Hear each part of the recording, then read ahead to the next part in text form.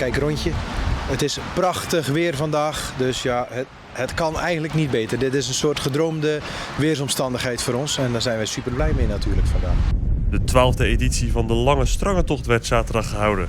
Meer dan 2000 deelnemers trokken 's ochtends de wandelschoenen aan. Voorzitter Theo Huisman weet wel waarom er zoveel mensen op dit evenement afkomen. De hele opzet is natuurlijk hartstikke leuk. Hè? Je loopt langs het strand, je loopt langs het water, je loopt langs de paviljoens. We proberen daar een beetje variëteit in aan te brengen. Dus dan is er ook een beetje variatie voor de groep. En we hopen dat op die manier ook een klein beetje over te brengen op de wandelaars natuurlijk. Hè? De wandelaars lopen in totaal zo'n 17 kilometer door de duinen en over de stranden van verschillende Zeeuws-Vlaamse badplaatsen. Over de gehele route kunnen de wandelaars stempels krijgen bij meerdere strandpaviljoens. Je start een retragement, daar krijg je een stempelkaart mee.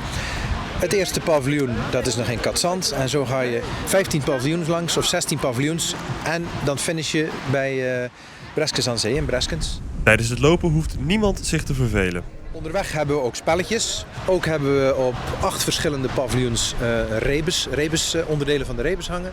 Daar kunnen ze ook aan meedoen en ook daar kunnen ze mooie prijzen mee winnen zeg maar, op het einde. Die trekken we dan ook. Een belangrijk thema tijdens de Lange Strangentocht is dat er geld wordt ingezameld voor goede doelen. Dit jaar zijn dat Zeeuwse Wensambulance en Veilig Opvang van Emerges. Elk jaar kiezen we 2 goede doelen uit, 2 of 3. Dit jaar zijn het er 2. En daar geven we dan een mooi geldbedrag aan. En dat is ook eigenlijk het doel van de tocht. Hè. We willen de mensen een mooie dag geven als Rotary zijnde. Dat is ook zien wij ook een beetje onze taak.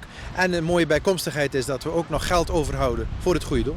In totaal hebben beide goede doelen een cheque van €8.000 ontvangen.